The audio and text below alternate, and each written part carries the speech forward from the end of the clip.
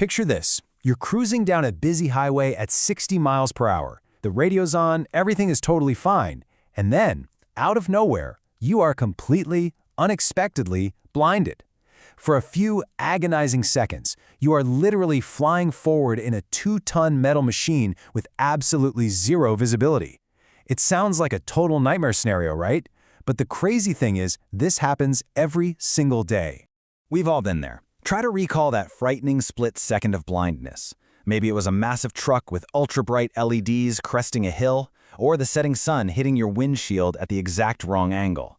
Well, today, in this explainer, we're investigating this temporary blindness, what we generally just call glare, as a hidden, deeply deadly hazard we all face on the road.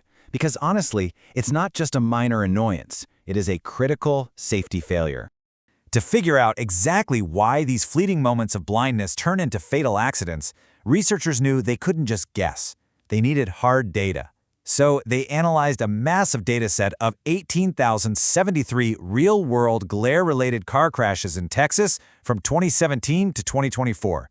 That is thousands of real stories, real drivers, and real impacts, all buried inside a giant spreadsheet. So, let's jump into Section 1, the hidden danger of glare, focusing on the sun versus headlights. It basically boils down to a battle of day versus night. Daytime sun glare usually gets you during those rush hour commutes. The sun sits right at a low altitude, perfectly aligning with your visual axis and delaying your brain's ability to recognize objects. Nighttime headlights, though, that is a whole different beast. Their intense beam distribution completely short-circuits your eye's ability to adapt to the dark, severely slowing down your reaction time right when you need it most. Moving right along to Section 2, crash data by the numbers. And unfortunately, it's a problem getting worse.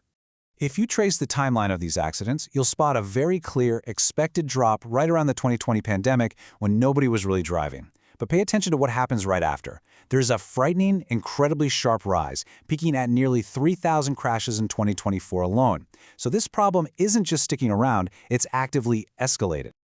To actually make sense of all these crashes, the researchers categorize them into 3 distinct buckets. You've got Class O, which is basically just property damage, fender benders, then Class BC for minor injuries, and finally the devastating Class KA, representing fatal or severe incapacitating injuries. Now, while those fatal KA crashes are thankfully pretty rare, they are exactly the high-stakes targets our researchers desperately want to prevent. But standard math just wasn't cutting it here. Which brings us to Section 3. Enter tabular deep learning, the AI detective. You know how most AI you hear about is busy generating cool images or writing text? Well, think of tabular deep learning as an elite, highly specialized AI detective.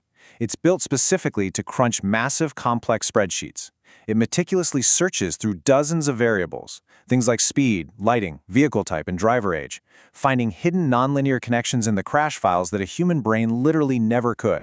The neural network architectures for these models, specifically ones named TabRab and MITRA, look insanely complicated, I know. But here's the bottom line. These models are engaging in some seriously intense training. They're constantly pulling data, comparing historical records, and mapping relationships across thousands of traffic variables all at once to figure out exactly what combination of factors causes a fatal crash. All right, Section 4, how the AI thinks, or as I like to view it, the model horse race.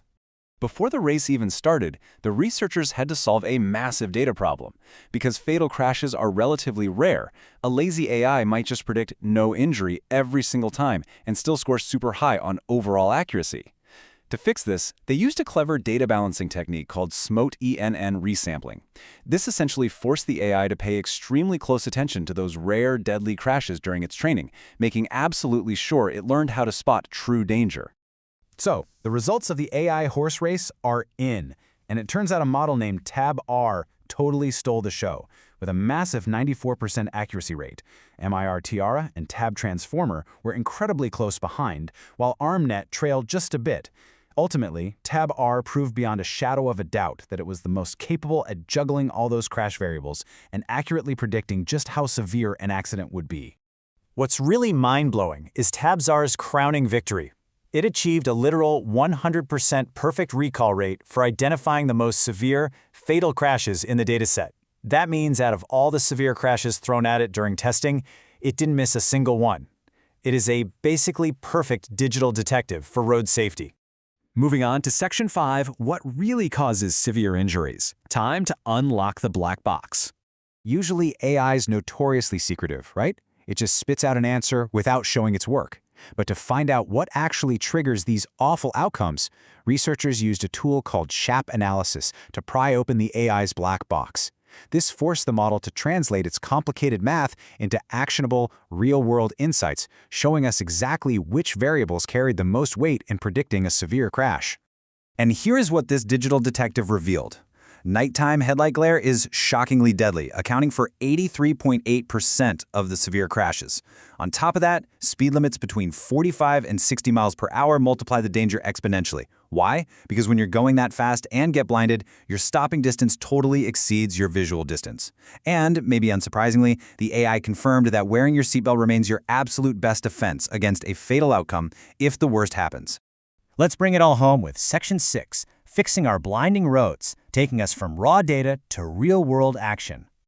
The AI essentially gave us a four-step roadmap to fix this mess. First, targeted seatbelt enforcement, specifically for demographics the AI flagged as high risk. Second, we need a major push for adaptive driving beam, or ADB systems in cars. These automatically adjust high beams to avoid blinding oncoming traffic. Third, towns and cities need to upgrade to BUG-rated adaptive street lighting so roads are visible without adding to the glare. And finally, conducting specific day and night road safety audits at known twilight hotspots where sun glare is notoriously bad. So, what's the ultimate takeaway from this entire explainer? Getting blinded on the road is absolutely not just a bit of bad luck or an annoying part of your evening commute. It is a deeply mathematically predictable danger. And because it's predictable by AI, it means we can actively engineer our way out of it to make our roads significantly safer for everyone. Before we officially wrap, I've got to know what you guys think in the comments. Based on your own time on the road, which of these hazards do you genuinely fear more? Is it that totally blinding morning sunrise glare, or those piercing ultra-bright LED headlights at night? Drop your thoughts down below. Finally, if this explainer was helpful, please do share it around. We've included some key search terms and topics on screen to help this crucial safety information reach as many drivers as possible. Thanks so much for learning with us today. As you head out on your next evening commute, leave yourself with this question. Is your car really equipped to handle the glare?